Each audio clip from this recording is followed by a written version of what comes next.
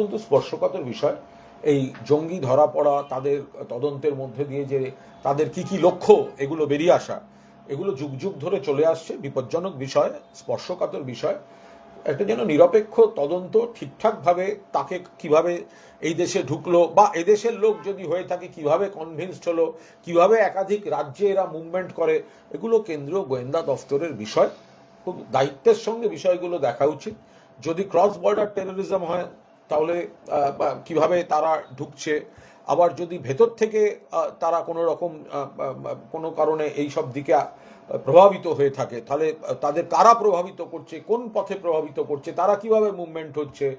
স্বরাষ্ট্র দপ্তরের রাষ্ট্রমন্ত্রী দিল্লিতে সংসদের স্টেটমেন্টে বলেছিলেন অন্তত 14টা স্টেট আছে যেখানে এই ধরনের আপত্তিকর সংগঠনের লোকদের যাতায়াত নজরে পড়ছে।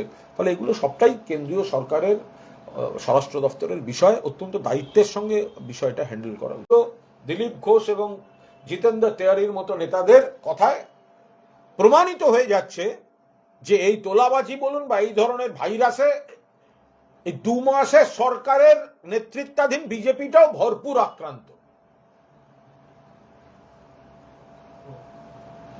মুখ্যমন্ত্রী বলেছেন যে এই যে নাগরিক সংশোধনী আইন সিএএ যে সমস্ত আবেদনগুলো পড়ে রয়েছে বাংলায়, আগামী 6 মাসের মধ্যে তা নিষ্পত্তি করা হবে। 6 মাস কেন, আমরা ইমিডিয়েটলি চাই।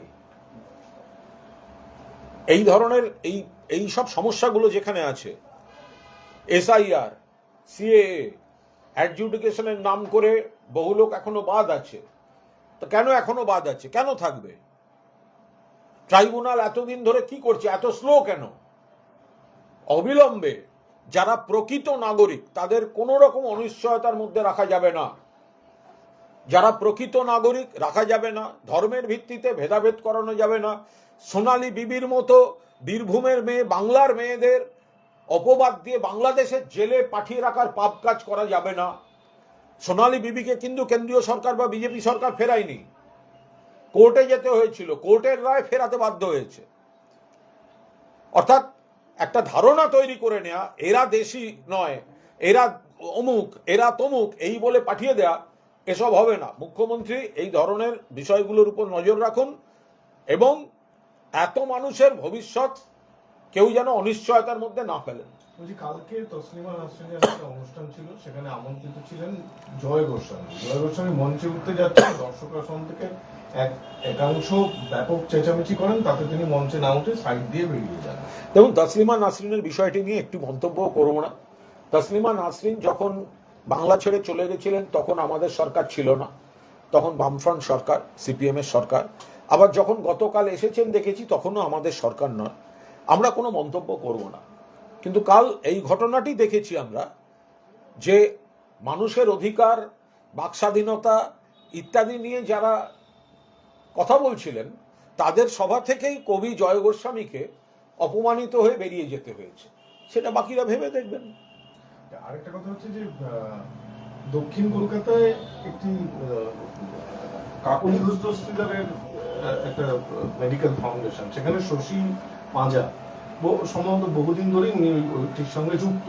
সম্প্রতি তার ওইখানে যাতায়াত বা ওনাকে দেখাকে কেন্দ্র করে এটা একটা জল্পনা সংবাদ মাধ্যম বা বিভিন্ন জায়গায় চলছে যে তাহলে শশী পাঁজা ওখানে কাকলি ঘনিষ্ঠ হচ্ছেন, তাদেরকে আমি এটা নিয়ে বলতে পারবো না। কারণ বিধানসভা নির্বাচনের পর থেকে প্রাক্তন মন্ত্রী, প্রাক্তন দলীয় নেত্রী ঘন ঘন সাংবাদিক বৈঠকে আমার অন্যতম সঙ্গী শশী পাঁজাকে তারপর থেকে সেভাবে কর্মীরাও দেখতে পাননি, আমরাও দেখতে পাইনি। শশী পাঁজার বাড়ি যখন বিজেপি হামলা করেছিল ভোটের আগে, তারপরে যখন সেই কর্মীদের একের পর এক অ্যারেস্ট করা হয়েছে, তখন থানায় বা কোর্টের কোনো সাহায্যে আমরা শশী পাঁজাকে দেখতে পাইনি। আমি নিজেও ফোন করেছি, যোগাযোগ করেছি, কলকাতার বাইরে ছিলেন, বলেছিলেন ফিরে এসে যোগাযোগ করবেন, ঘটনাচক্রে যোগাযোগ হয়নি। এখন উনি কার কাছে যাবেন, কার সঙ্গে তার যোগাযোগ ছিল, কোনটা চিকিৎসক হিসেবে, কোনটা তৃণমূল হিসেবে, কোনটা ভালো তৃণমূল হিসেবে, কোনটা খারাপ তৃণমূল হিসেবে, বুঝবো কি করে?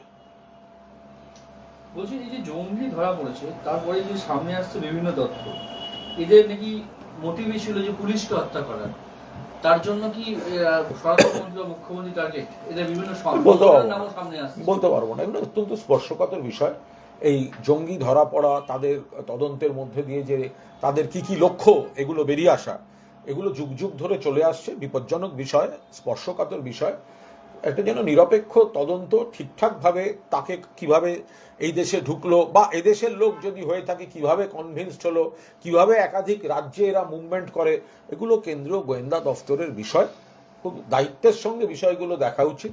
যদি ক্রস বর্ডার টেরোরিজম হয় তাহলে কিভাবে তারা ঢুকছে, আবার যদি ভেতর থেকে তারা কোনো রকম কোনো কারণে এই সব দিকে প্রভাবিত হয়ে থাকে তাহলে তাদের কারা প্রভাবিত করছে, কোন পথে প্রভাবিত করছে, তারা কিভাবে মুভমেন্ট হচ্ছে।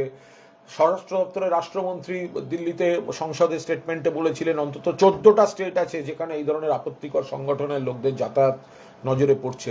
তাহলে এগুলো সবটাই কেন্দ্রীয় সরকারের স্বরাষ্ট্র দপ্তরের বিষয়, অত্যন্ত দায়িত্বের সঙ্গে বিষয়টা হ্যান্ডেল করা উচিত।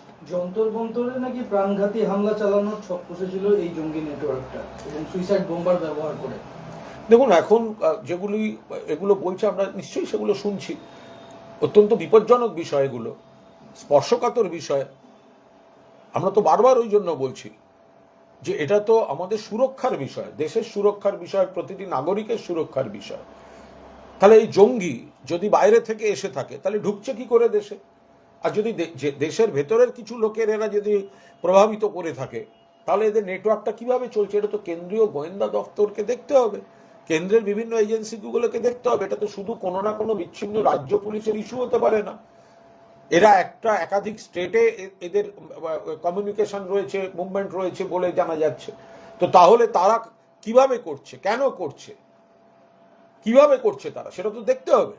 আর সেটা কারা দেখবে? সেটা তো কেন্দ্রীয় সরকারের স্বরাষ্ট্র মন্ত্রক, তো তাদের এটা জুরিসডিকশন।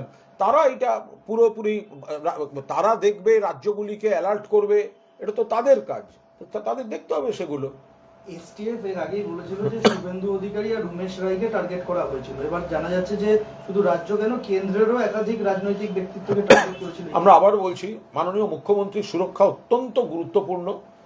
পাশাপাশি একইভাবে গুরুত্বপূর্ণ আমাদের দেশের জওয়ানদের জীবন এবং সাধারণ মানুষের জীবন।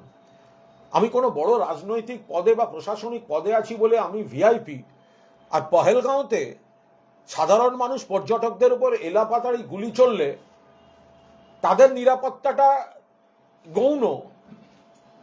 পুলওয়ামায় এতজন জওয়ান মারা গেলে তাদের নিরাপত্তা গৌণ, বিষয়টা আমরা ওইভাবে দেখি না।